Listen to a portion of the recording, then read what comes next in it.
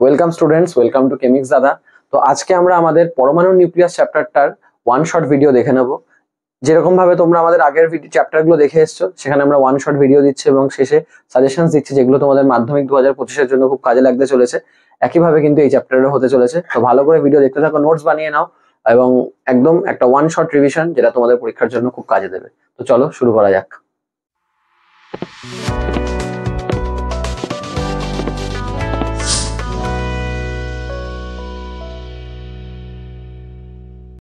তাহলে এবার আমরা আমাদের চ্যাপ্টার শুরু করছি।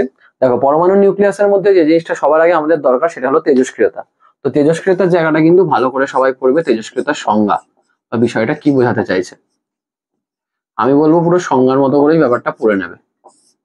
তো তেজস্ক্রিয়তা ব্যাপারটা কি বলতে চাইছে, যে এটা ভারী মৌলের, ঠিক আছে। ভারী মৌল বলতে কাদের বোঝানো হয়? যাদের ভর সংখ্যা 210-এর থেকে বেশি, ঠিক আছে। তো ভর সংখ্যা 210-এর থেকে বেশি, বা আরেকটা ব্যাপার আছে, যদি নিউট্রন বা প্রোটনের অনুপাত 1.5-এর বেশি হয়। নিউট্রন আর প্রোটনের অনুপাত 1.5-এর বেশি হয় বা ভর সংখ্যা 210-এর বেশি হয়, তখন আমি বলতে পারি যে ওই পরমাণুর যে নিউক্লিয়াসটা সেটা সুস্থিত আর নেই, সেটা অস্থির হয়ে গেছে, ঠিক আছে। এই দুটো কোয়ালিটি যদি তৈরি হয়, তাহলে নিউক্লিয়াস কি হয়ে যায়? নিউক্লিয়াস হয়ে যায় অস্থির। মানে নিউক্লিয়াসের মধ্যে যে নিউক্লিয় বলটা আছে, সেটা নিউক্লিয়াসের মধ্যে প্রোটন আর নিউট্রন গুলোকে ওইটুকু জায়গায় ধরে রাখতে পারে না। তো তখন ওরা ভেতর থেকে বেরিয়ে যেতে চায়, এবং এই ঘটনাটাকেই আমরা বলে থাকি হলো তেজস্ক্রিয়তা, ঠিক আছে। নিউক্লিয়াস অস্থির হয়ে গিয়ে কি হতে চায়? ভেঙে যেতে চায়, ভেঙে যাওয়া। এই ঘটনাকেই আমরা কি বলে থাকি? তেজস্ক্রিয়তা। এবং তেজস্ক্রিয়তার একটা বড় কোয়ালিটি হলো, এটা পদার্থের ভৌত বা রাসায়নিক পরিবর্তনে কোনো যায় আসে না। পদার্থের ভৌত বা রাসায়নিক পরিবর্তনে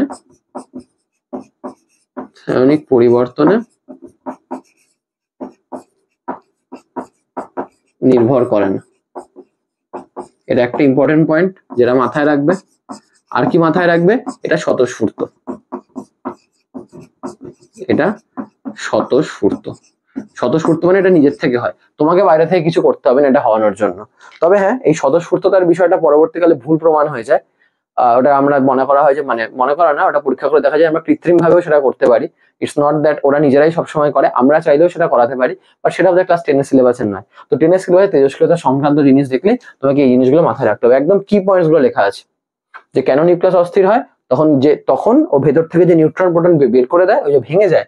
তো এই ঘটনাটাকেই বলি আমরা তেজস্ক্রিয়তা, কারণ ওই যে কণাগুলো বেরোয়, ওগুলো রশ্মি আকারে বেরোয়, ঠিক আছে। এবং তেজস্ক্রিয়তার ধর্মগুলো এখানে লেখা আছে। তো তোমাদের বই অনুযায়ী যদি আমি ডেফিনেশনটা একটু তোমাদের বলি, যে কি বলছে দেখো, ইউরেনিয়াম, থোরিয়াম, রেডিয়ামের মতো কতগুলো ভারী মৌলের নিউক্লিয়াস যে কোনো অবস্থাতেই নিজে থেকেই স্বতঃস্ফূর্তভাবে অবিরাম গতিতে বিভাজিত হয়ে নতুন মৌলের নিউক্লিয়াসে পরিণত হয়, এবং সেই সঙ্গে এক বিশেষ ধরনের অদৃশ্য রশ্মি বিকিরণ করে। এবার এই যে এখানে বললাম আমি, নিউক্লিয়াস ভেঙে যায়, তা নিউক্লিয়াস ভেঙে তো আর সেই মৌল থাকছে না। তার মানে তেজস্ক্রিয়তা আরেকটা ইম্পর্টেন্ট পয়েন্ট কি আমাদের? নতুন মৌলের সৃষ্টি। এটাও কিন্তু মনে রাখবে, নতুন মৌলের সৃষ্টি হচ্ছে তেজস্ক্রিয়তার ফলে, নতুন মৌলের সৃষ্টি হয়। তো এই জিনিসটাও কিন্তু একটা গুরুত্বপূর্ণ পয়েন্ট, যেটা আমরা মনে রাখতে পারি।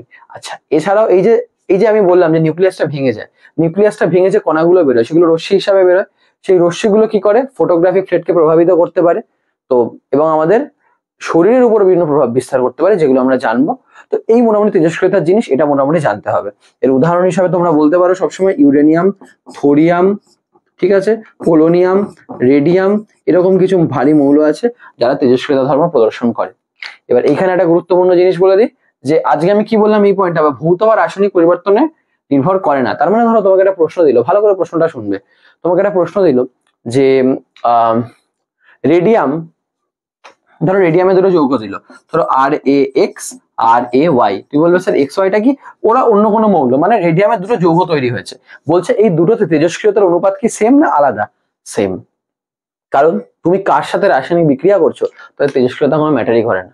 তার মানে এরকম প্রশ্ন দিলে যে RaX আর RaY, এবার XY এর জায়গায় তোমার ক্লোরিন থাকতে পারে, ব্রোমিন থাকতে পারে, কোনো একটা মৌল থাকতে পারে, কিন্তু উত্তরটা কি হবে? যে তুমি রেডিয়ামের যে কোনো যৌগ গঠন করে নাও, তুমি ইউরেনিয়ামের যে কোনো যৌগ গঠন করে দাও, নর্মাল ইউরেনিয়ামেও যা তেজস্ক্রিয়তা হবে, ওর যৌগের মধ্যেও তাই তেজস্ক্রিয়তাই হবে। এই পয়েন্টটার কিন্তু ভ্যালিডিটি কিন্তু সেখানেই। এরকম প্রশ্ন, এরকম কনসেপচুয়াল প্রশ্ন কিন্তু থাকতেই পারে। তো এই জিনিসটা কিন্তু অবশ্যই মাথায় রাখবে, ঠিক আছে? তো এই মোটামুটি হলো আমাদের বিষয়। এবার তেজস্ক্রিয়তার বেসিক এসেন্সটা আমরা পেয়ে গেলাম।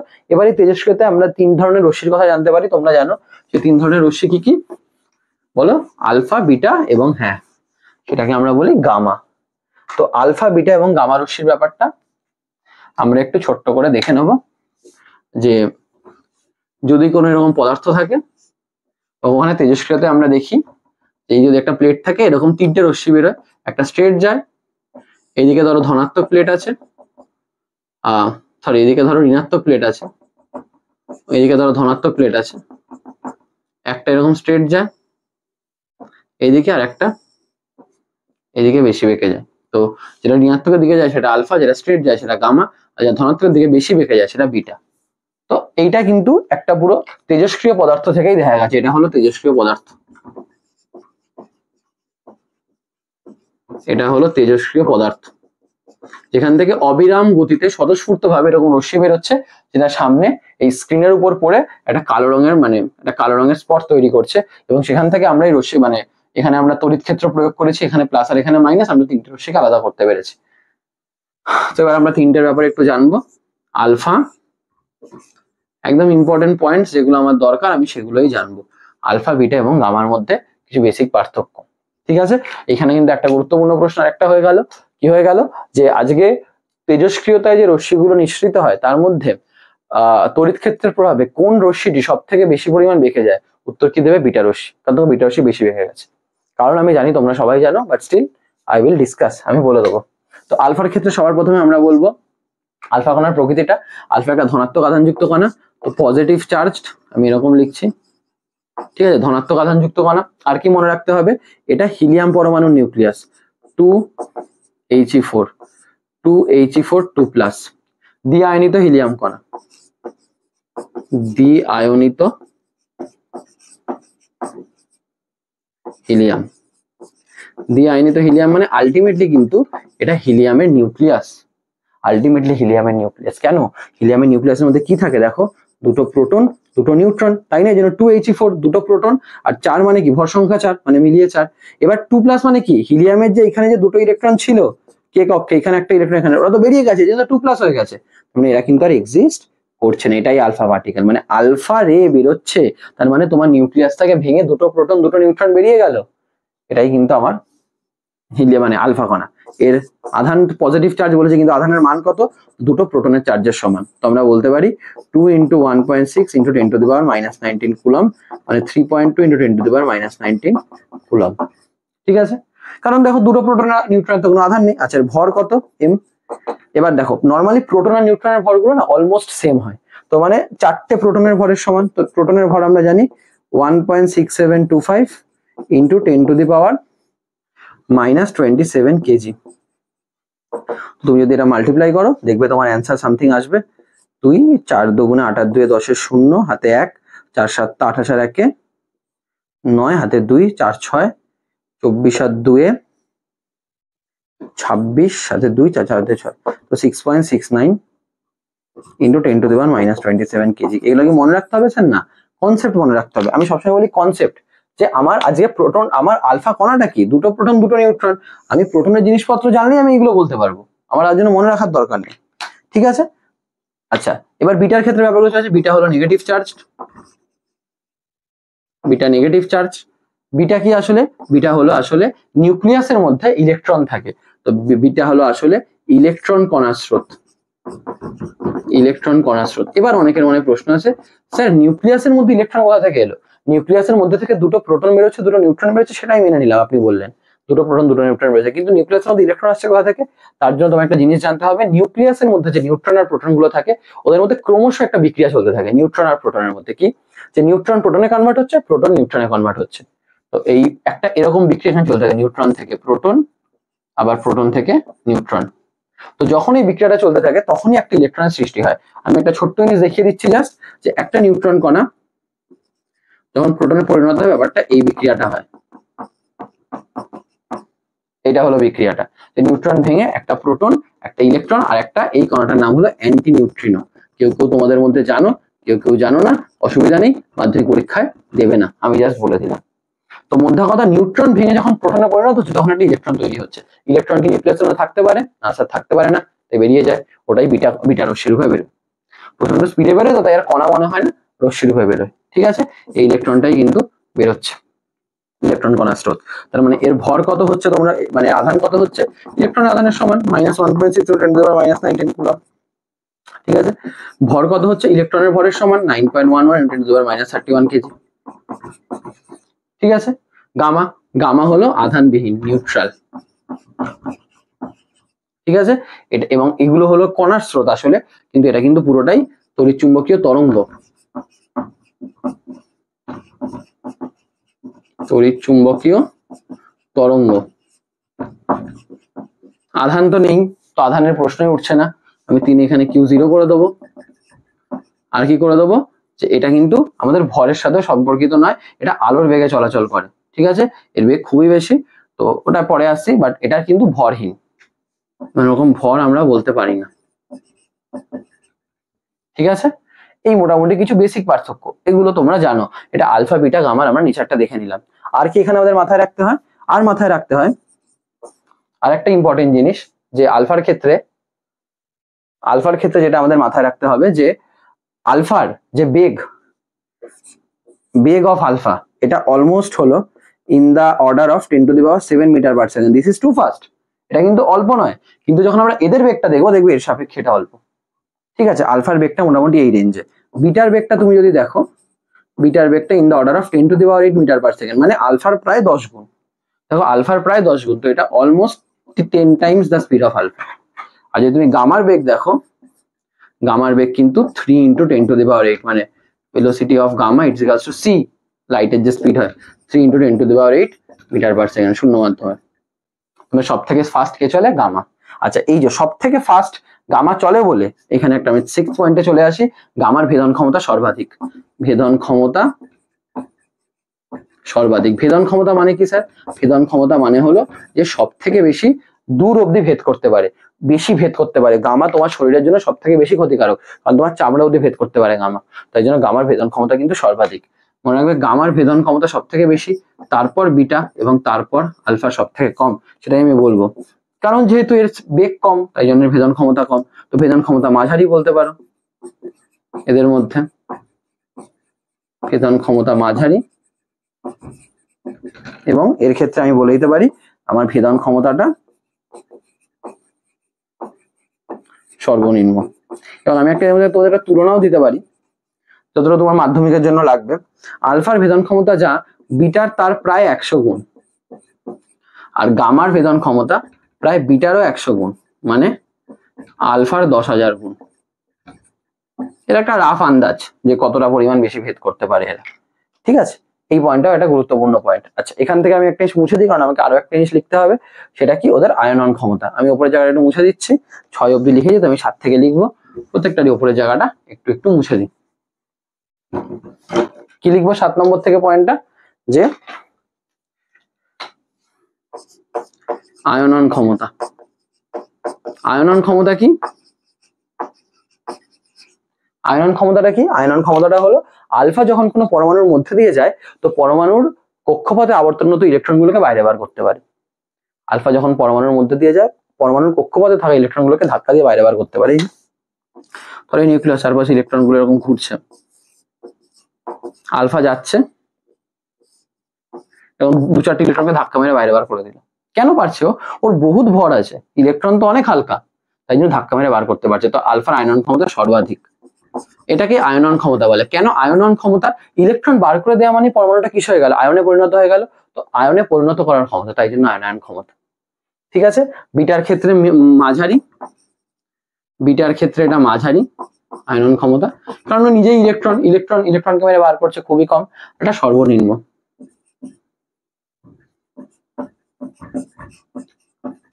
তো আয়নন ক্ষমতা যদি ক্রমটা বলি, ঠিক উল্টো, ভেদন ক্ষমতা ঠিক উল্টো। এখানে মনে রাখবে আলফা সব থেকে বেশি, তারপর বিটা এবং সবার শেষে হলো গামা। এখানেও খেলাটা সেরকম, বিটা প্রায় ভেদন ক্ষমতা গামার 100 গুণ, এবং আলফার ভেদন ক্ষমতা হলো বিটার 100 গুণ। পুরো আগের, পুরো ভেদন ক্ষমতার যে ব্যাপারটা হয়, আয়নন ক্ষমতার পুরো উল্টো ব্যাপারটা হয়। ঠিক আছে, এই জিনিসগুলো হলো তোমাদের আলফা বিটা গামার ক্ষেত্রে মনে রাখতে হবে, যেটা তোমাদের জন্য খুবই ইম্পর্টেন্ট, যেটা তোমাদের লাগতে পারে। ঠিক আছে, এই জিনিসটা কিন্তু মাথায় রাখবে। তো এই জিনিসগুলো আমাদের একটা তেজস্ক্রিয়তার মানে কোনো পদার্থ যখন তেজস্ক্রিয় হয় তখন এই জিনিসগুলো দেখা যায়। এবার এই আলফা বিটা গামা থেকে আমাদের আরো কিছু জিনিস জানতে হয় যেগুলো আমাদের মাধ্যমিকের জন্য খুব কাজে লাগবে। সেগুলো হলো, দেখো মুছে দিচ্ছি,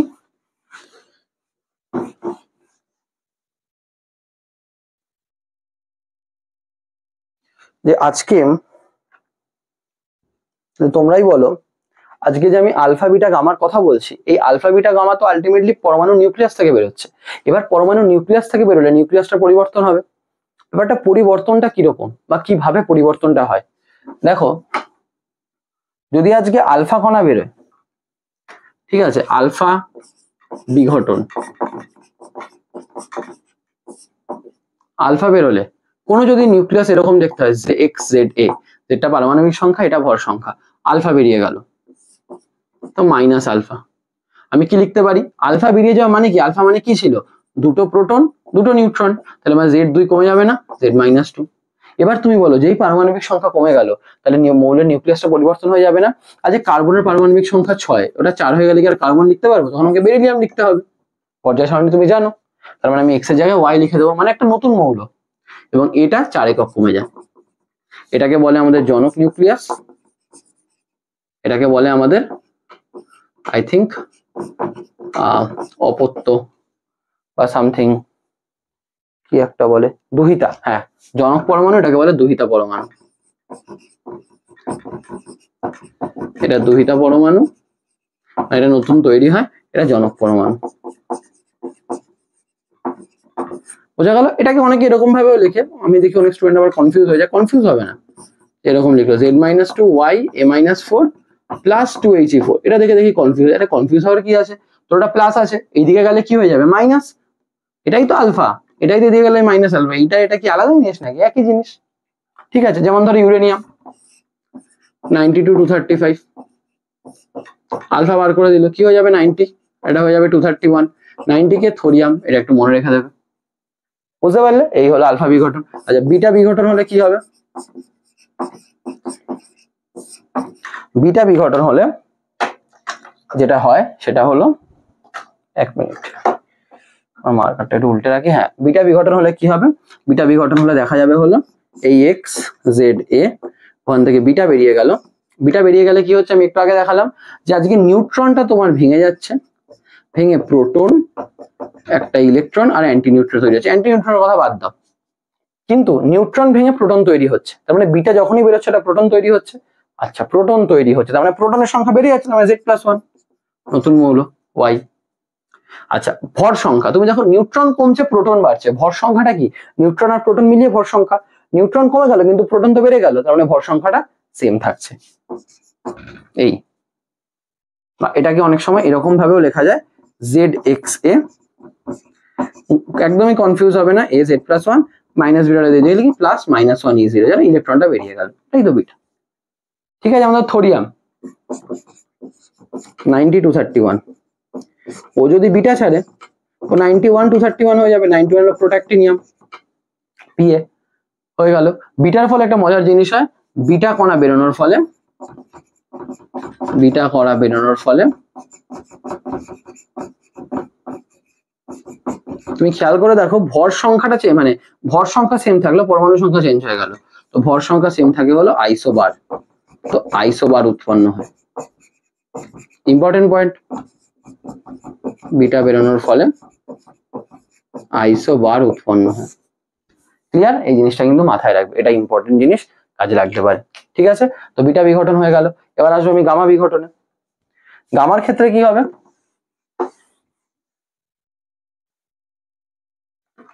যেটা গামার ক্ষেত্রে হবে গামা নিঃসরণ। কেন দেখো আলফা আর বিটা বিঘটন বললাম আর গামা নিঃসরণ বললাম বলতো, আলফা বিটা কিন্তু আসলে কণা, তাই না, প্রোটন নিউট্রন বেরোচ্ছে বা ইলেকট্রন বেরোচ্ছে, গামা কিন্তু তরঙ্গ, রশ্মি, এনার্জি, শক্তি, তাই জন্য আমি গামা নিঃসরণ বললাম। গামা নর্মালি বেরোয় হলো পরমাণু উত্তেজিত অবস্থা থেকে ভূমিস্তরে আসার জন্য। বুঝলাম না স্যার, দেখো এইখানে একটা লজিক তোমাকে বুঝতে হবে, যে কোনো পরমাণু আইদার আলফা বা বিটা বের করবে। স্যার আপনি বাংলাদেশিতে লিখছেন, আমার বাংলাদেশিতে লিখছে কি লিখছেন আমার যায় আসছে না গো, তুমি বুঝতে পারছো কিনা সেটা আমার যায় আসছে, ভাষা ম্যাটার করছে না। নয় আলফা ছাড়বে নয় বিটা ছাড়বে। ইউরেনিয়াম কিন্তু আলফা ছাড়লো, ছেড়ে থোরিয়াম হলো, থোরিয়াম কিন্তু বিটা ছাড়লো। ও একসাথে আলফা বিটা ছাড়তে পারবে না, ভালো করে বোঝো। যে আলফা ছাড়বে সে বিটা ছাড়বে না, যে বিটা ছাড়বে সে আলফা ছাড়বে না, নর্মালি। কিছু ব্যতিক্রম দেখা যায়, বাট সেটা আমাদের আলোচ্য বিষয় নয়। তো নর্মালি কিন্তু যে আলফা ছাড়বে সে বিটা ছাড়বে না, বা যে বিটা ছাড়বে সে আলফা ছাড়বে না। তো যে কোনো পরমাণু যে এক্স জেড এ ধরো সে আলফা ছাড়লো, ধরলাম, তার মানে কি হয়ে যাবে, z-2 y a-4। এই অবস্থায় পরমাণুটা না একটু উত্তেজিত অবস্থায় থাকে, আমি স্টার দিয়ে লিখলাম উত্তেজিত অবস্থা। এই আলফা বা বিটা ছাড়ার পর একটা উত্তেজিত অবস্থায় থাকে, ওখান থেকে ভূমিস্তরে আসার জন্য ওই গামা ছাড়তে হয়। তো gamma is not any particle, it is not matter, it is energy. ও বেরোচ্ছে মানে শক্তি বেরিয়ে যাচ্ছে। তো এটা নর্মাল হয়ে গেল y a-4 z-2। তো এটা হয়ে গেল ভূমিস্তরে।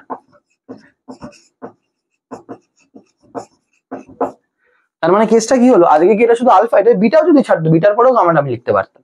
তার মানে আলফা বা বিটা যে কোনো একটা বেরোনোর পরেই গামা বেরোবে, এটা যেন মাথায় থাকে। আলফা বা বিটা বেরোনোর পর গামা বেরোবে, খুব তাড়াতাড়ি, বেশি টাইম লাগে না। তো এই জিনিসগুলো একটু মাথায় রাখতে হয়, যে আলফা বিটা গামা এগুলো বেরোচ্ছে। এবার এই প্রসঙ্গে একটা জিনিস বলে দিই, তো ব্যাপারটা বুঝে গেছো? আচ্ছা, এই যে পুরো বিঘটনের সূত্রগুলো, এই যে জিনিসগুলো দেখলাম, বিশেষ করে আলফা বিটা বিঘটন, এদের ক্ষেত্রে এই যে সূত্রগুলো, এদের একটা বিশেষ নাম আছে, সাধারণত মানুষ জানে না। এটাকে বলে সডির সরণ সূত্র। সডির সরণ সূত্র মাধ্যমিকে দেবে না, বাট বলে রাখলাম, সডির সরণ সূত্র। স্যার কোথায় সডির সরণ সূত্রটা? এই যে এতক্ষণ লিখলাম, আলফা বেরোলে 2 একক কমে যাচ্ছে, 4 একক কমে যাচ্ছে, বিটা বেরোলে পারমাণবিক সংখ্যা 1 একক বেড়ে যাচ্ছে, এটা এগুলোই সঠিক সরণ সূত্র। নামটা অনেকে জানে না, তাই নামটা শেষে আর কি তোমাদের বলে দিলাম একবার, যাতে ঠিক আছে বিজ্ঞানটার নাম একটু মনে করতে পারো। ঠিক আছে, এবার এই পার্টটা তো তোমাদের হলো, এই পার্টটা বুঝলে। এবার একটা জিনিস দেখো, যে তেজস্ক্রিয়তায় যে আজকে আলফা বিটা বেরিয়ে যাচ্ছে, আলফা বিটা বেরোনোর ফলে কি নতুন নিউক্লিয়াস তৈরি হচ্ছে। তার মানে আলটিমেটলি কিন্তু পরমাণুটা ওই অবস্থায় থাকে না, পরমাণুটা অন্য পরমাণুতে পরিণত হয়ে যায়। তো আলটিমেটলি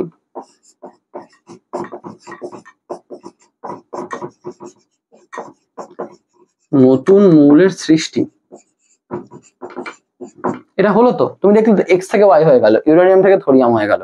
এই নতুন মৌলের সৃষ্টিটা কতক্ষণে হচ্ছে, মানে কত তাড়াতাড়ি হচ্ছে বা কত দেরি করে হচ্ছে। আজকে ইউরেনিয়াম থোরিয়ামে কনভার্ট হচ্ছে, একটা পরমাণু মানে ইউরেনিয়ামে একটা পরমাণু থোরিয়াম হলো, আরেকটা পরমাণু থোরিয়াম হলো, এই পুরো ব্যাপারটা হতে কতক্ষণ সময় লাগছে। এই জিনিসটা নির্ভর করে হলো যে রাশিটার উপর, তাকে বলে সক্রিয়তা। কি বললাম? সক্রিয়তা। এটা আসলে তেজস্ক্রিয়তার একটা মাত্রা, মানে একটা তেজস্ক্রিয়তাকে তুমি পরিমাপ করতে পারো, বা এটাকে বলে অ্যাক্টিভিটি। ঠিক আছে, এটাকে বলে, তুমি বলতে পারো অ্যাক্টিভিটি। তো এই সক্রিয়তা বা তেজস্ক্রিয় মানে ব্যাপারটার মানেটা কি, যে প্রতি সেকেন্ডে কটা পরমাণু ভেঙে যাচ্ছে। আজকে ইউরেনিয়াম থোরিয়ামে কনভার্ট হলো, একটু আগেই দেখলে যে ইউরেনিয়াম থেকে যদি আলফা বেরিয়ে যায়, ও কিছু হয়ে গেল থোরিয়াম, 92টা 90 হয়ে যাচ্ছে, তাই তো? তার মানে এই যে 1 সেকেন্ডে কটা পরমাণু কনভার্ট হয়ে যাচ্ছে, এটাই সক্রিয়তা, যে কতক্ষণ সময় ডাটা কনভার্ট হয়ে যাচ্ছে। এই সক্রিয়তার একক আছে, এর যে এসআই একক ওটা মনে রাখবে হলো বেকারেল, এটাকে বিকিউ লেখা হয়, বাংলায় বললে বেকারেল। বানানটা ইংলিশে ভুল লিখতে পারে, এক কথাও দেখে নিও। আরো ওর ইউনিট হয়, সেগুলো হলো কুরি, মাদাম কুরির নাম অনুসারে। ঠিক আছে, আর ইউনিট হয় রাদারফোর্ড, আরডি। আর ইউনিট হয় ডিপিএস, ডিসইন্টিগ্রেশন পার সেকেন্ড।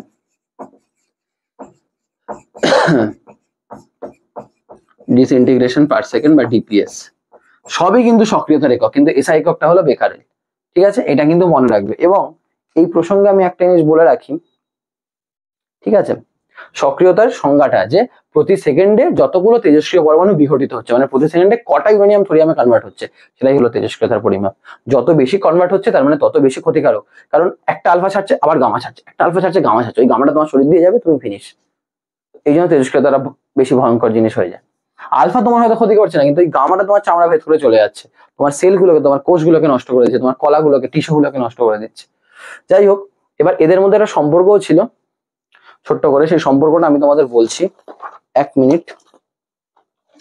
সম্পর্কটার মান খুব সম্ভবত 3.7 into 10 to the power something, হ্যাঁ পেয়ে গেছি, 1/20 মানে 3.7 into 10 to the power 10 Becquerel. এবং মনে রাখবে 1 বেকারেল মানে 1 ডিপিএস, মানে 1 বেকারেল এককটার মানে হলো 1 সেকেন্ডে একটা পরমাণু ভাঙছে, 1 ডিসইন্টিগ্রেশন পার সেকেন্ড, 1 সেকেন্ডে একটা পরমাণু ভাঙছে, সেটা হলো 1 বেকারেল। তাহলে 20 অনেক বড় একক, বুঝতে পারছো? 20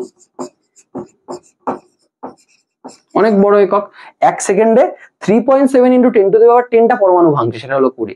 স্যার রাদারফোর্ডটা কি? রাদারফোর্ডটা আবার দেখে বলতে হবে, দরকার নেই, আমার এতটুকু হলেই দরকার। এই এককগুলো কিন্তু মাথায় রাখবে, এককগুলো তোমাদের খুবই কাজে লেগে যায় এবং এদিক ওদিক প্রয়োজনও লেগে যায়। ঠিক আছে, এই জিনিসগুলো গেল তেজস্ক্রিয়তার ব্যাপারে। তেজস্ক্রিয়তার আরো একটা গুরুত্বপূর্ণ জিনিস হলো তোমার ব্যবহার। তেজস্ক্রিয়তার ব্যবহার খুব খুব গুরুত্বপূর্ণ প্রশ্ন এবং খুব গুরুত্বপূর্ণ জিনিসও বটে। তেজস্ক্রিয়তার ব্যবহারটা কি? তেজস্ক্রিয়তার ব্যবহারের মধ্যে তোমাদের বলতে হবে কোথায় কোথায় ইউজ হয়। যেমন আমি জাস্ট দেখলাম, আমার এই মুহূর্তে মনে পড়ছে, C14, এই তেজস্ক্রিয় আইসোটোপটা কি কাজে লাগে? পুরনো জিনিসপত্রের বয়স বা পৃথিবীর বয়স কত বা একটা পুরনো গাছের বয়স কত, ওইগুলো নির্ধারণ করতে কাজে লাগে। ঠিক আছে, বয়স আমি শর্টেই লিখছি। এবার কোবাল্টের আইসোটোপ কোবাল্ট 60, এটা ক্যান্সারের চিকিৎসায় ব্যবহার করা হয়। তারপর আয়োডিনের আইসোটোপ, আয়োডিন আই থিঙ্ক 131। ঠিক আছে, এই পারমাণবিক সংখ্যাগুলো আমার খেয়াল নেই। কোবাল্টেরটা আমি বলে দেবো, কোবাল্টেরটা I think nickel copper zinc, তো 28 29 27 আই থিঙ্ক কোবাল্ট। ঠিক আছে, বাট আয়োডিনটা আমার খেয়াল নেই। তো যাই হোক, তো আয়োডিনটাকে কি কাজে লাগে? গয়টার রোগের চিকিৎসায় কাজে লাগে, গয়টার রোগের চিকিৎসায় কাজে লাগে। তো এরকম ভাবে কিন্তু প্রত্যেকটা আইসোটোপেরই কিছু না কিছু কাজ আছে, গুরুত্বপূর্ণ জিনিস আছে, যেগুলো তোমাকে মাথায় রাখতে হবে। বিভিন্ন কৃষি বিজ্ঞানের গবেষণায় লাগে, বাট আমি 3টে ইম্পর্টেন্ট জিনিস বললাম যেগুলো তোমার লাগতে পারে। তো তেজস্ক্রিয়তার টপিকটা কিন্তু আমাদের মোটামুটি এই ধরনেরই ছিল, যেখানে আমাদের তেজস্ক্রিয়তায় কি রশ্মি বেরোয়, কেন বেরোয়, তাদের কাজ কি, তারা কি করে নতুন মৌলের সৃষ্টি করে, নতুন মৌল কিভাবে আমাদের ক্ষতি করছে যে নতুন মৌল হচ্ছে বলে। এই যে তেজস্ক্রিয়তা ব্যাপারটা কি, রেডিয়েশন হচ্ছে, তার মানে কি ও নতুন মৌলে কনভার্ট হচ্ছে, ওখান থেকে গামা বেরোচ্ছে, গামা শরীর দিয়ে যাচ্ছে, ওই শরীরটা ওইটা আমাদের ক্ষতি করছে। ঠিক আছে, এই জিনিসগুলো লাগে। এইটা হলো আমাদের নিউক্লিয়াস চ্যাপ্টারের একটা পার্ট। আর একটা পার্টে আছে হলো আমাদের 2-4টে জিনিস। এই 2-4টে জিনিস কি একটু শর্টে তোমাদের বলে দিই। সেই 2-4টে জিনিসের মধ্যে সবার প্রথমে পড়ছে হলো তোমাদের ভর বিচ্যুতি, খুব ইম্পর্টেন্ট টপিক, ভর বিচ্যুতি বা ভর ত্রুটি। ভর ত্রুটি এই জিনিসটা কি দেখো, এই জিনিসটা হলো যে ধরো তোমার কাছে একটা পরমাণু আছে, সেই পরমাণুটা এরকম দেখতে XZA, তার মানে তুমি বলতে পারছো প্রোটনের সংখ্যা কত পরমাণুতে? প্রোটনের সংখ্যা Z। আচ্ছা, নিউট্রনের সংখ্যা কত? নিউট্রনের সংখ্যা কত? ভর সংখ্যা A, পারমাণবিক সংখ্যা Z, তবে নিউট্রনের সংখ্যা হলো A-Z। ঠিক আছে, আচ্ছা একটা প্রোটনের ভর কত? আমি ধরলাম একটা প্রোটনের ভর MP, একটা নিউট্রনের ভর হলো Mn। প্রোটনের ভর তাই মাস অফ প্রোটন MP, নিউট্রনের ভর তাই Mn। তাহলে যখন এটা একত্রে আছে, তার মানে নিউক্লিয়াসের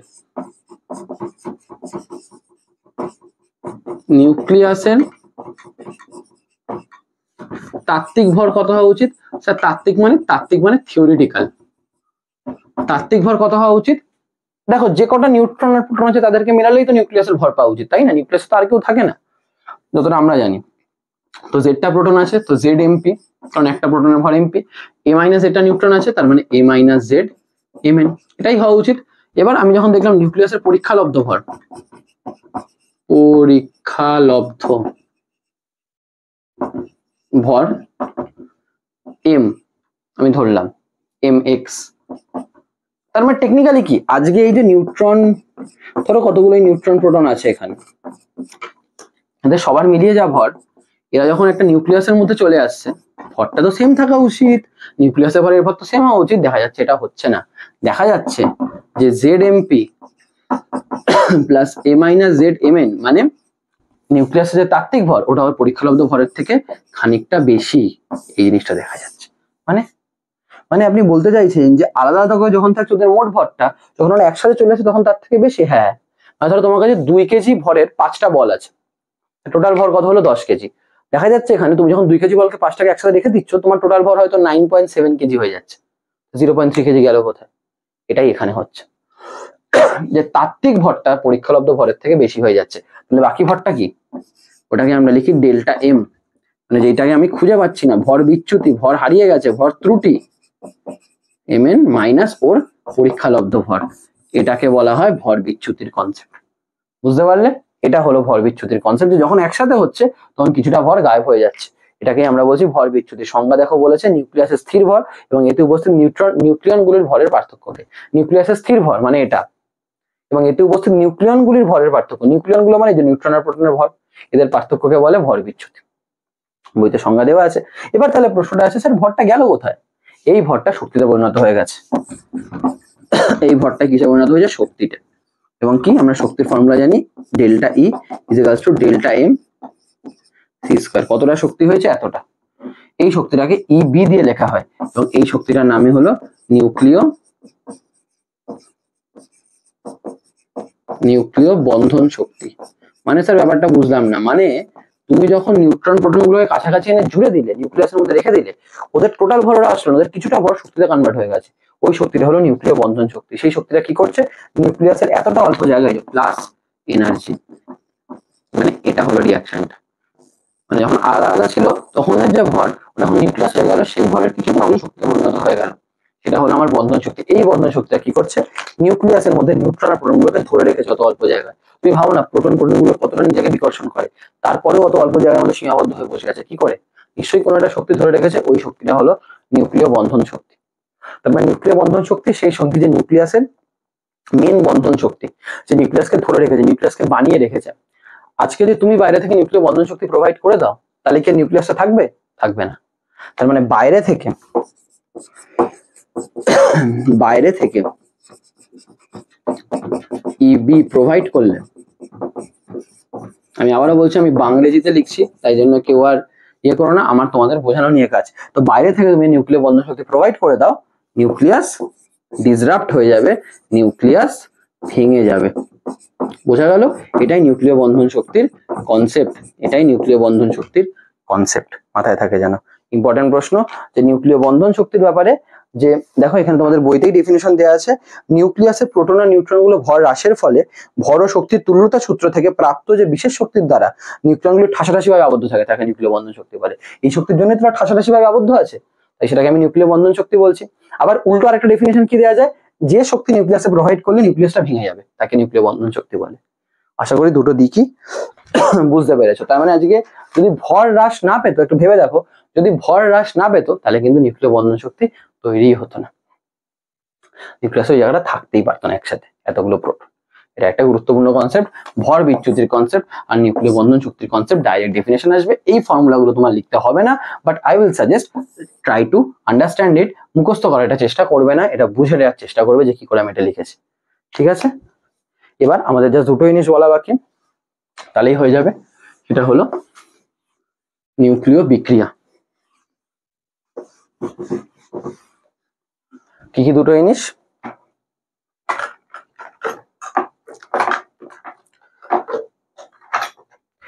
একটা আমি বলবো হলো নিউক্লিয় বিভাজন,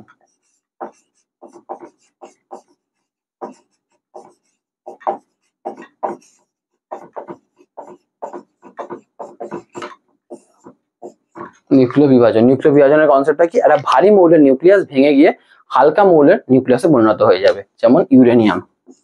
ইউরেনিয়াম হলো 92U235। এটাকে একটা ধীর গতি সম্পন্ন নিউট্রন দিয়ে আঘাত করতে হবে। কি সম্পন্ন? ধীর গতি সম্পন্ন নিউট্রন, ধীর গতি সম্পন্ন। কিন্তু এই পয়েন্টস গুলো কিন্তু কোনো জায়গায় পাবে না, এই পয়েন্টস গুলো কিন্তু পরীক্ষা ইম্পর্টেন্ট পয়েন্টস, যে নিউট্রনটা ধীর গতি সম্পন্ন নিউট্রন দ্বারা আঘাত করতে হবে। তাহলে হয়ে যাচ্ছে 92U236। দেখো 235 + 1 236, এটা 92। কিন্তু এই যে আইসোটোপটা, এটা প্রচন্ড আনস্টেবল আইসোটোপ, প্রচন্ড অস্থির আইসোটোপ, এটা থাকতে পারে না, এটা ভেঙে যায়। ভেঙে কি কি তৈরি করে? বেরিয়াম, ক্রিপ্টন, 3টে নিউট্রন আর শক্তি তৈরি করে। বেরিয়াম হলো, ক্রিপ্টন হলো 36, 92, 56, 141। ঠিক আছে, এটা একদম মাথায় রেখে দেবে, খুব ইম্পর্টেন্ট। তো নিউক্লিয় বিভাজনের সংজ্ঞাটাও মাথায় রাখবে, নিউক্লিয় বিভাজন কি প্রশ্ন করে তখন তুমি এটাই বলে দেবে, কোনো ভারী মৌলের নিউক্লিয়াস ভেঙে গিয়ে দুটি সমতুল্য ভরের হালকা ভরের নিউক্লিয়াসে পরিণত হয়ে গেলে এবং প্রচুর শক্তি মুক্ত হলে সেই বিক্রিয়াকে বলা হয় নিউক্লিয় বিভাজন বিক্রিয়া। ঠিক আছে, বইতে হয়তো ডেফিনেশনে পুরো দেওয়া আছে, এটা হলো ব্যাপার। আচ্ছা, এই বিষয়ে এবার বলে রাখি, আমাদের নিউট্রনটা কিন্তু ধীর গতি সম্পন্ন হতে হবে। অনেকে প্রশ্ন করে স্যার কেন, পরীক্ষায় আসবে না মাধ্যমিকে, জাস্ট তোমাদের বলে রাখছি, যদি খুব ফাস্ট নিউট্রন হয় না, ও মানে ইউরেনিয়ামটাকে মারতে, মানে ইউরেনিয়ামটাকে গিয়ে মারবে তার আগে সাইড দিয়ে বেরিয়ে যাবে, এদিক দিয়ে বেরিয়ে যাবে। ধীর গতি সম্পন্ন নিউট্রন হলে ইউরেনিয়াম নিউট্রনটাকে ভালো করে অ্যাবজর্ব করতে পারবে, কারণ নিউট্রনটাকে নিজের মধ্যে না ঢোকালে ও ধাম করে বিক্রিয়াটা ঘটাতে পারবে না। ফাস্ট হয়ে গেলে সাইড দিয়ে বেরিয়ে যাবে, যদি ইউরেনিয়ামটা না ঢোকাতে পারে নিজের মধ্যে তাহলে বিক্রিয়া হবে না। ঠিক আছে, এবং তাই জন্য এই পারমাণবিক মানে নিউক্লিয় বিভাজন বিক্রিয়ায় আদর্শ প্রক্ষেপক হিসাবে নিউট্রনকে ব্যবহার করা হয়। নিউট্রনে কিন্তু মনে রাখবে আদর্শ প্রক্ষেপক, ইম্পর্টেন্ট জিনিস মাথায় রাখবে। আচ্ছা, এই বিক্রিয়ার একটা বিষয় আছে, এটাকে আমরা বলি শৃঙ্খল বিক্রিয়া। কেন শৃঙ্খল বিক্রিয়া বলি এটা এক্ষুনি বুঝিয়ে দিচ্ছি, 2 মিনিটের ব্যাপার। আচ্ছা, শৃঙ্খল বিক্রিয়া বোঝানোর আগে এই শক্তির পরিমাণটা বলতে হবে। এই শক্তির পরিমাণটা কি করে ক্যালকুলেট করে প্রসেসটা বলি। এই বিক্রিয়ক পদার্থের মোট ভর ধরে, বিক্রিয়াজাত পদার্থের মোট ভর ধরে, দেখে বিক্রিয়ক পদার্থের ভরটা বেশি। ওই যেমন ওখানে উদ্ভিদ মানে ওই ভর ত্রুটির ক্ষেত্রে এক্ষুনি দেখলাম যে নিউক্লিয়ন গুলোর ভর বেশি, একসাথে নিউক্লিয়াসের ভরটা কমে যাচ্ছে। তেমন এইখানে বিক্রিয়ক পদার্থের ভরটা বেশি, বিক্রিয়াজাত পদার্থের ভর কম, তাহলে এই বেশি ভরটা কোথায় যাচ্ছে, শক্তিতে পরিণত হয়ে যাচ্ছে। তো হিসাব করে দেখা যাচ্ছে এর মান হয় অলমোস্ট 202.5 মেগা ইলেকট্রন ভোল্ট। মনে রাখবে, এটা হলো একটা ইউরেনিয়াম পরমাণুর বিভাজনে নির্গত শক্তি, বিশাল পরিমাণ শক্তি। এটা তোমাকে যদি আমি বোঝাতে চাই ছোট্ট করে, তুমি এই হিসাবে ব্যাপারটাকে ধরতে পারো যে 1 গ্রাম ইউরেনিয়ামকে যদি আমরা, মানে এটা তো ধরো একটা পরমাণু, যদি আমি 1 গ্রাম ইউরেনিয়ামকে এরকম নিউট্রন দিয়ে মারি, তাহলে যে পরিমাণ শক্তি উৎপন্ন হবে তাতে 3000 টন কয়লা পোড়ালে যে বিদ্যুৎ শক্তি উৎপন্ন হয় তার সমান হবে। বা 20,000 কেজি টিএনটি ফাটালে, মানে বিস্ফোরক পদার্থ ফাটালে যে এনার্জি তৈরি হবে সেটা 1 গ্রাম ইউরেনিয়ামকে মারলে হবে। এতটাই বেশি শক্তি উৎপন্ন হয়। জাপানে 7.5 কেজি ফেলেছিল আমেরিকা, জাপান বরবাদ হয়ে গেছিল।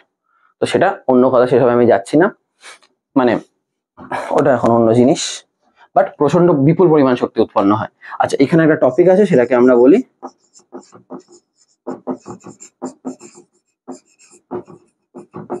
শৃঙ্খল বিক্রিয়া। শৃঙ্খল বিক্রিয়া মানে কি, চেন রিয়াকশন।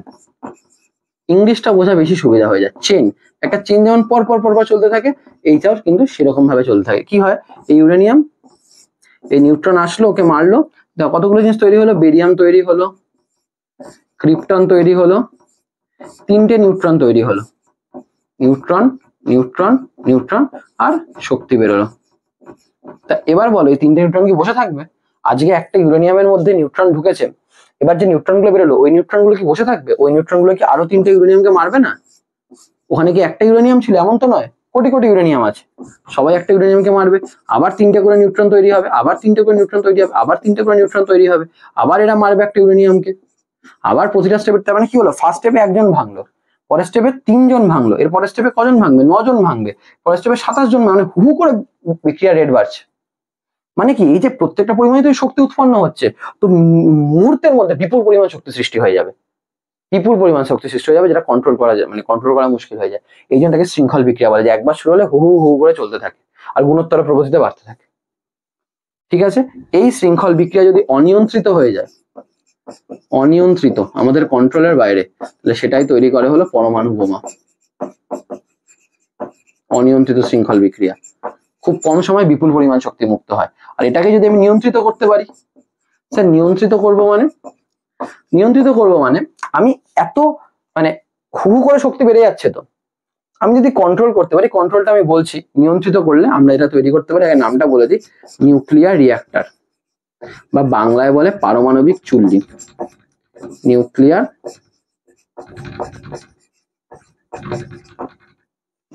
রিঅ্যাক্টর বা বাংলায় বলে পারমাণবিক চুল্লি। এতে কি তৈরি হয়, বিদ্যুৎ শক্তি। তুমি ভাবো কত কম কয়লা পোড়াতে হবে, কত বেশি বিদ্যুৎ তৈরি হবে, কত লোকের ঘরে বিদ্যুৎ পৌঁছে যাবে। তো ওখানে কি হয়, নিয়ন্ত্রিত প্রক্রিয়া। আচ্ছা স্যার এটাকে নিয়ন্ত্রিত করবো কি করে? আপনি তো বলছেন তো বিপুল পরিমাণ শক্তি, হ্যাঁ বিপুল পরিমাণ শক্তি তো আমি এখনো বলছি, কিন্তু নিয়ন্ত্রণ করার প্রসেসটা কি?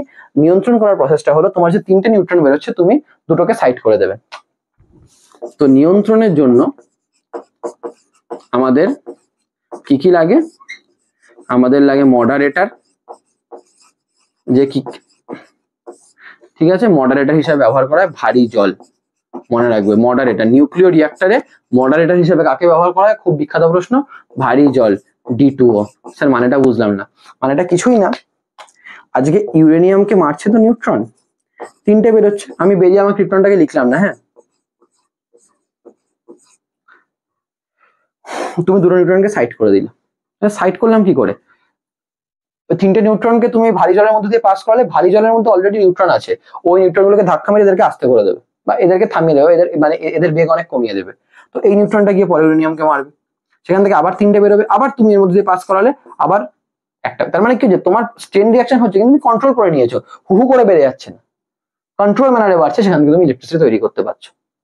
তো ওই মডারেটর হিসেবে ভারী জল কাজ করে। ভারী জল ছাড়াও আরো আছে, প্যারাফিন, গ্রাফাইট, এগুলো আছে, বাট অত আমাদের ইয়ে লাগবে না, ঠিক আছে। নিউক্লিয় চুল্লির কিন্তু অনেক ব্যবহার আছে, বিদ্যুৎ শক্তি উৎপাদনে ব্যবহার করা হয়। তবে এইখান থেকে অনেক মানে বিধ্বংসী জিনিসও ঘটতে পারে, যে নিউক্লিয় রিঅ্যাক্টর যদি ব্লাস্ট করে যায় তাহলে অবস্থা খারাপ হয়ে যায়, যে এই ঘটনা চার্নোবিলে ঘটেছিল বা জাপানের ফুকুশিমাতে ঘটেছিল, ইন্টারনেটে দেখতে পারো চার্নোবিল। বাট যাই হোক, এই মোটামুটি আমাদের নিউক্লিয় বিভাজনে এই পয়েন্টগুলো বা এই গুরুত্বপূর্ণ জিনিসগুলো আমাদের লাগবে। এবার লাস্ট বিক্রিয়া যেটা আমাদের লাগতে চলেছে, আচ্ছা এই বিক্রিয়া বলে রাখি, প্রচন্ড ভয়ঙ্কর বিক্রিয়া, প্রচন্ড ভয়ঙ্কর। লাস্ট বছর এর উপর একটা সিনেমা বেরিয়েছিল ওপেনহাইমার বলে। জাপান আমেরিকা যে পরমাণু বোমাটা বানিয়েছিল, এটা এনার তত্ত্বাবধানেই বানিয়েছিল, ঠিক আছে। কিন্তু ইনি কিন্তু বিক্রিয়াটার আবিষ্কারক না, বিক্রিয়াটার আবিষ্কারক কিন্তু অটো হান এন্ড স্ট্রাসম্যান। বিক্রিয়াটার আবিষ্কারক কিন্তু এরা, কিন্তু ওই বিক্রিয়া থেকে বোম বানানোর প্রজেক্টটায় ছিলেন ইনি, রবার্ট জে ওপেনহাইমার। এনাকে বলে the father of atom bomb. তো আমেরিকা যে বোম বানিয়েছিল না তত্ত্বাবধানেই বানিয়েছিল, এবং এর উপরে সিনেমাটা বেরিয়েছিল। খুবই বিধ্বংসী একটা জিনিস, ঠিক আছে। এবার আমরা দেখবো আমাদের লাস্ট টপিক, সেটা হলো নিউক্লিয় সংযোজন। আমি দেখো ততটাই বললাম, এই বিষয়ে অনেক কিছু বলা যেত, বাট আমি ততটাই বললাম যতটা তোমাদের মাধ্যমিকের জন্য কিন্তু গুরুত্বপূর্ণ এই টপিক থেকে। লাস্ট টপিক আমরা দেখে নেবো এই চ্যাপ্টারে, সেটা হলো নিউক্লিয় সংযোজন, এবং তারপরে আমরা সোজা আমাদের প্রশ্ন উত্তরের পর্বে চলে যাব। নিউক্লিয় সংযোজন,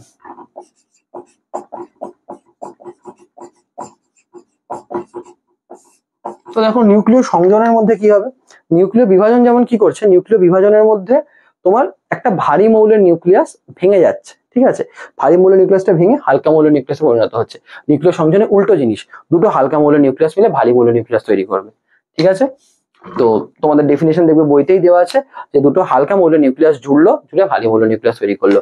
এর একটা বিখ্যাত বিক্রিয়া যেটা তোমাদের লাগবে 41H1, ঠিক আছে।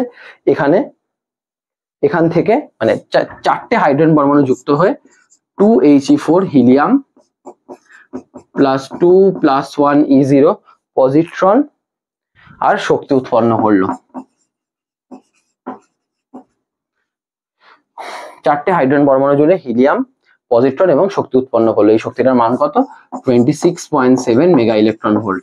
তবে এবার এই বিক্রিয়াটাকে যতটা সোজা ভাবছে ততটা নয়, 4টে হাইড্রোজেন পরমাণু জুড়ছে, কিন্তু তুমি ভাবো হাইড্রোজেন পরমাণু প্রত্যেকটার মধ্যেই কিন্তু একটা করে প্রোটন আছে, প্রোটন আছে, প্রোটন আছে, প্রোটন আছে। প্রোটন প্রোটন পজিটিভ চার্জ, ওরা কি জুড়তে চাইবে? ওদেরকে জোড়া সোজা না। তো এদেরকে জোড়ানোর জন্য উচ্চ উষ্ণতার প্রয়োজন, উচ্চ উষ্ণতা প্রয়োজন। কেন? এই উচ্চ উষ্ণতা এদেরকে কি দেবে? এই উচ্চ উষ্ণতা এদেরকে দেবে গতিশক্তি। এই উচ্চ উষ্ণতা এদেরকে কি দেবে? গতিশক্তি। এই গতিশক্তির জন্য এরা জুড়ে যাবে, নাহলে এদের প্রচন্ড, যাতে পারস্পরিক মানে গতিশক্তি কেন দরকার? যাতে পারস্পরিক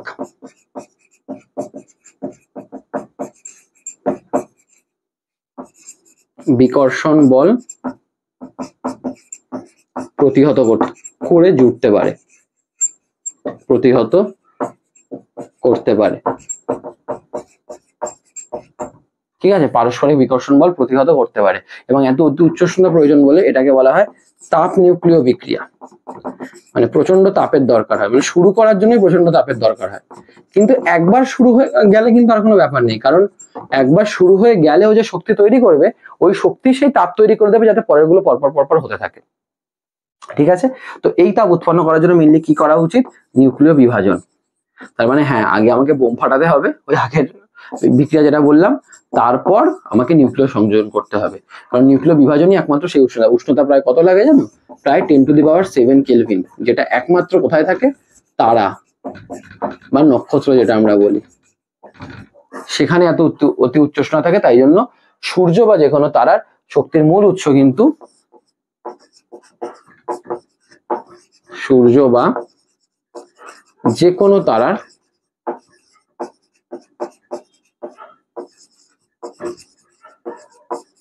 শক্তির মূল উৎসই কিন্তু নিউক্লিয় সংযোজন। বিপুল পরিমাণ শক্তি বেরোয়। তবে সূর্যে এই রিয়াকশন ছাড়াও আরো অনেক বিক্রিয়া হয়, আমাদের সিলেবাসের জন্য এইটুকু দরকার। তোমাকে নিউক্লিয় সংযোজন কাকে বলে বললে ডেফিনেশনটা লিখবে, যে কতগুলো হালকা মৌলের নিউক্লিয়াস পরস্পর যুক্ত হয়ে একটা ভারী মৌলের নিউক্লিয়াস এবং বিপুল পরিমাণ শক্তি উৎপন্ন করে, এই বিক্রিয়াকে নিউক্লিয় সংযোজন বলে। বলে বিক্রিয়াটা লিখে দিলেই কিন্তু কাজ হয়ে যাবে।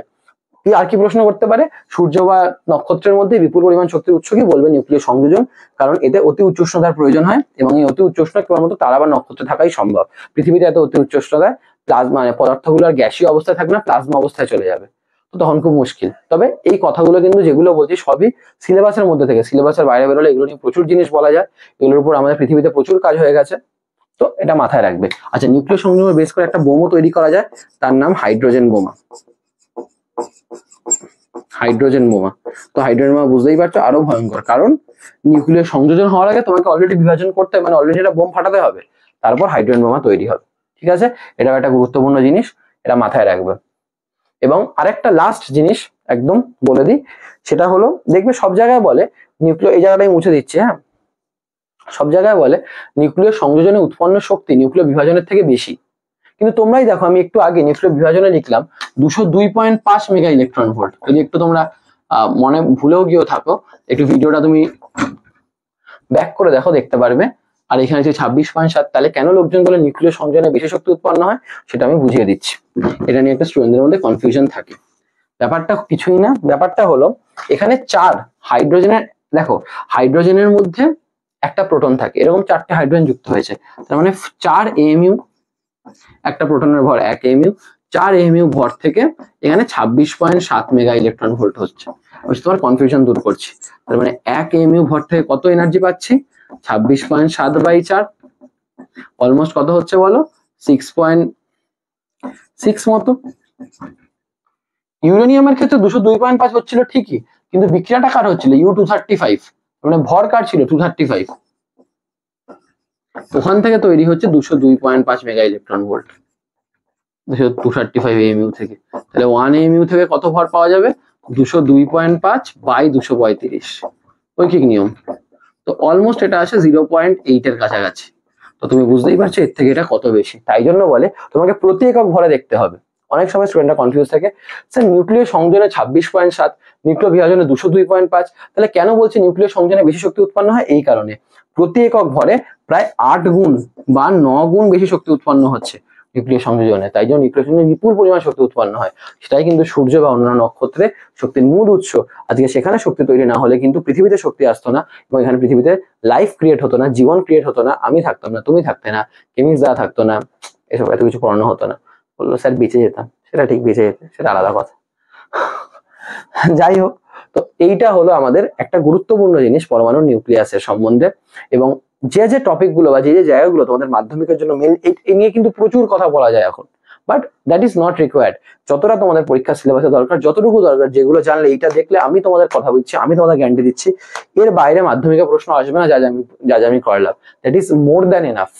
ঠিক আছে, এবার আমি কিছু গুরুত্বপূর্ণ প্রশ্ন আলোচনা করে দেবো, ততক্ষণ যা যা করলাম একবার টুক করে দেখে নাও। তো দেখো, আমরা এবার এই প্রশ্নগুলোকে দেখবো। সবার প্রথমে বলছে আলফা বিটা ও গামার আয়নন ক্ষমতার ঠিক করে সঠিক ক্রমটি লেখো। আমরা দেখেছি আলফার ভর সব থেকে বেশি, তো সব থেকে বেশি ইলেকট্রন বার করতে পারে, তো এটা আমরা আগেই সব দেখেছি। আলফা বিটা গামার ভেদন ক্ষমতার ক্রম, তোমরা জানো সব থেকে বেশি গামা ভেদ করতে পারে, তো আলফা বিটা তার সব থেকে বেশি গামা। আচ্ছা এইখানে বলেছে স্টার, এই জায়গাটা কি হবে দেখো, এখানে জেড 0, এখানে z+1 হয়ে গেছে, এখানে টোটাল জেড হচ্ছে পারমাণবিক সংখ্যা, তার মানে এখানে আমাকে টোটাল জেড করতে হবে, +1 এসে গেছে, তাহলে আমি এখানে কি লিখবো, এটা -1, তাহলে টোটালটা জেড হবে না না। আচ্ছা এখানে m+1, এখানে m+1 এসে গেছে, তাহলে মাথায় কি বসবে, 0, এটার নাম হলো ইলেকট্রন, -1 হয় ইলেকট্রন, তার মানে এই কণাটা কি হবে, ইলেকট্রন, বা এটাকে তোমরা বলতে পারো বিটা কণা, ইলেকট্রন, ঠিক আছে, বা এটাকে বিটা কণাও বলা যায়, ঠিক আছে। আচ্ছা এই প্রসঙ্গে একটা প্রশ্ন আমার মনে পড়ে গেল, যে বিটা কণা আর ক্যাথোড রশ্মির মধ্যে তফাৎ কোথায়? বিটা কণা হলো সেই ইলেকট্রন গুলো যেগুলো নিউক্লিয়াস থেকে বেরোয়, আর ক্যাথোড রশ্মি হলো পরমাণুর কক্ষে আবর্তনরত ইলেকট্রন গুলো, এর একটা বড় ডিফারেন্স মাথায় রাখবে, কিন্তু বলে দিলাম মাঝখানে। 1 গ্রাম রেডিয়াম ও 1 গ্রাম রেডিয়াম ক্লোরাইড উভয় ক্ষেত্রে রেডিয়ামের তেজস্ক্রিয়তা কি সমান হবে? উত্তর দেবে হলো হ্যাঁ, কারণ আমরা জানি রাসায়নিক পরিবর্তন তেজস্ক্রিয়তার কোনো পরিবর্তন হয় না। যদি এরকম বলে যে 20 ডিগ্রি সেলসিয়াসের তেজস্ক্রিয়তা আর 40 ডিগ্রি সেলসিয়াসের তেজস্ক্রিয়তা কি সমান হবে? হ্যাঁ, উষ্ণতার ভৌত পরিবর্তনের কোনো পরিবর্তন হয় না। এই ছোট ছোট কনসেপ্ট গুলো, সাজেশন মানে কি এর উপরেই বা এই ধরনেরই প্রশ্ন আসবে, এক্সাক্ট কিছু সংখ্যা দিয়ে থাকতে পারে, কিন্তু এই ধাঁচেই আসবে, এটা কিন্তু তোমাদের মাথায় রাখতে হবে। আচ্ছা এটা দেখো 9091, আমি কি বলেছি সেম রাখতে হবে, এটা 9091, তার মানে সেখানে -1 করতে হবে, এটা 234 তার মানে 0 হবে, তার মানে এটাও কি বিটা কণা, মানে বিটা কণা বেরিয়েছে বলেই না হয়েছে, দেখো বিটা বেরোলেই তো এটা +1 হয়ে যায়, এটা সেম থাকে, বিটা কণা। তেজস্ক্রিয়তার দুটি ব্যবহার লেখো, আমি তোমাদের 3টা ব্যবহার আগেই বলে দিয়েছি। C14 আইসোটোপ দিয়ে আমরা কি করি, বিভিন্ন পুরানো জিনিসপত্রের বয়স নির্ধারণ করি। তারপর কোবাল্ট 60 আইসোটোপ দিয়ে আমরা ক্যান্সারের চিকিৎসার কাজে লাগে, আয়োডিন আইসোটোপ গয়টার রোগের চিকিৎসার কাজে লাগে। তো ব্যাস এই জিনিসগুলো বললেই হবে যেগুলো আমি বলেছি। আধানবিহীন তেজস্ক্রিয় রশ্মির নাম লেখো, আমরা বলতে পারি গামা রশ্মি, ঠিক আছে। তেজস্ক্রিয়তার এসআই একক কি, বেকারেল, ঠিক আছে সমস্ত। আর বেকারেল মানে কি বলেছি, 1 dps, মানে বেকারেল মানে প্রতি সেকেন্ডে একটি তেজস্ক্রিয় পরমাণু বিঘটন হচ্ছে। যদি তোমায় বলে এসআই এককের সংজ্ঞা লেখো, দেখো আমি কিন্তু প্রত্যেকটা প্রশ্নের সাথে তার সাথে রিলেটেড একটা প্রশ্ন বলে দিচ্ছি, নোট করে রাখা কিন্তু তোমার দায়িত্ব, সবকিছু কিন্তু লিখে দিলে কিন্তু ভালো করে পড়া হয় না, তো তোমাদেরও কিন্তু নোট করা প্র্যাকটিস রাখতে হবে। তো যাই হোক, এক বেকারেল মানে 1 dps, তার মানে এটার মানে বলতে পারো প্রতি সেকেন্ডে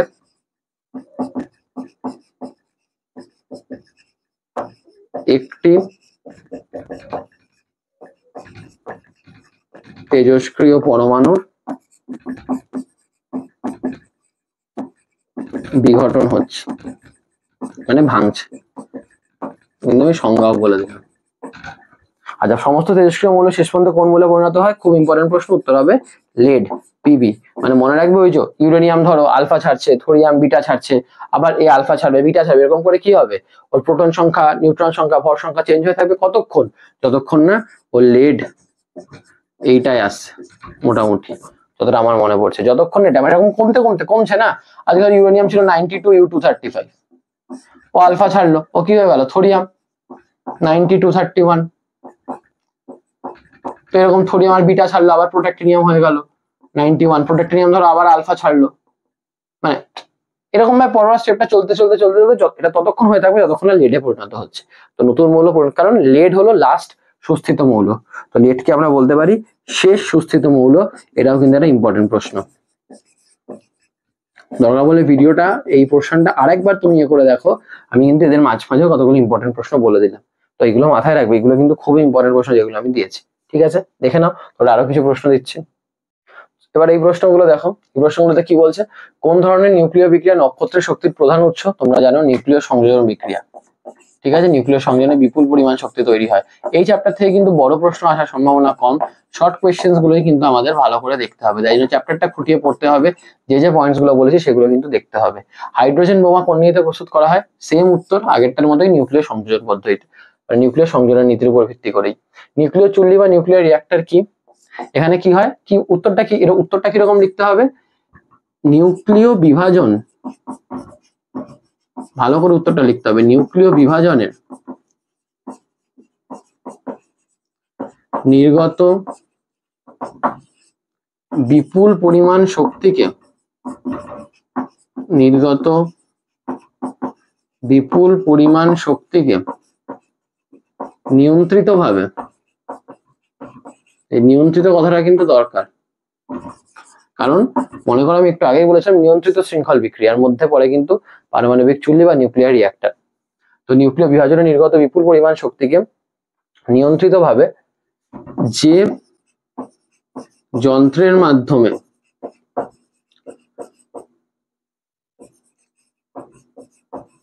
বিদ্যুৎ শক্তি উৎপাদনের কাজে লাগানো যায়, বিদ্যুৎ শক্তি উৎপাদনের কাজে লাগানো যায়,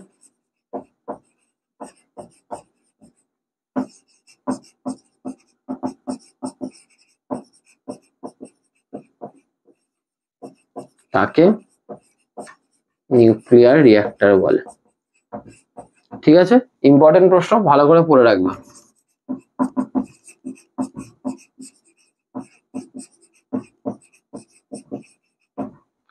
ঠিক আছে, নিউক্লিয় বন্ধন শক্তি বলতে কি বোঝো? আমরা আলোচনা করেছি ওই ভর ত্রুটি, ওইখান থেকে কিন্তু নিউক্লিয় বন্ধন শক্তি আসে। ডেফিনেশনে কিন্তু আমি যখন আলোচনা করলাম তখন কিন্তু বলেছিলাম, কি বলেছি আমি? দুটো ডেফিনেশন বলেছিলাম। মনে করো যে আমাদের যে নিউক্লিয় বন্ধন শক্তি ওটা তৈরি হয় কিন্তু ভর ত্রুটি থেকে।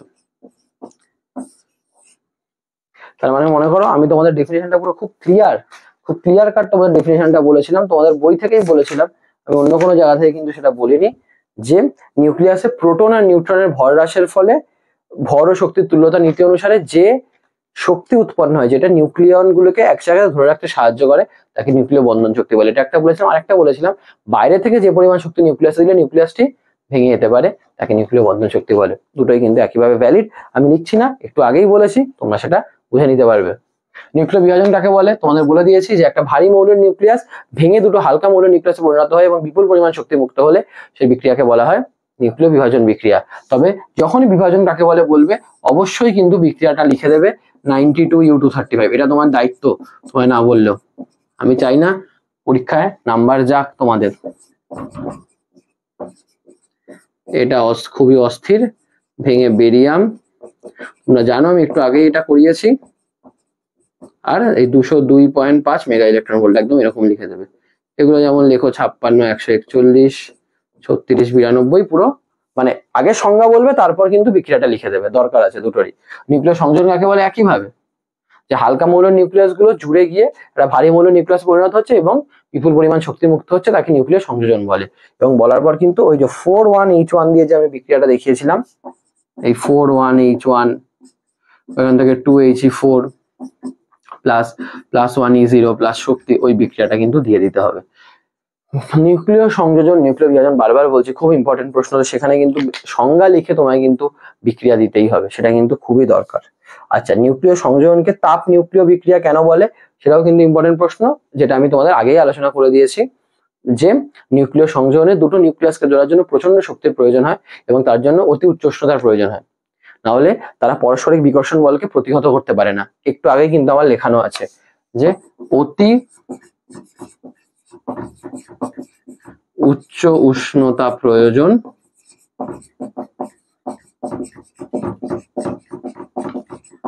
যাতে পারস্পরিক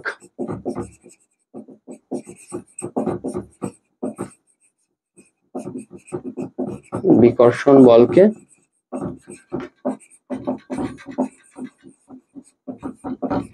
প্রতিহত করতে পারে। এবং তার জন্য এটাও বলে দেবে নিউক্লিয় বিভাজন আগে ঘটাতে হয়, এবং এত অতি উচ্চ উষ্ণতা লাগে বলে বিক্রিয়াটা ঘটানোর জন্য আমরা তার নাম বলি তাপ নিউক্লিয় বিক্রিয়া।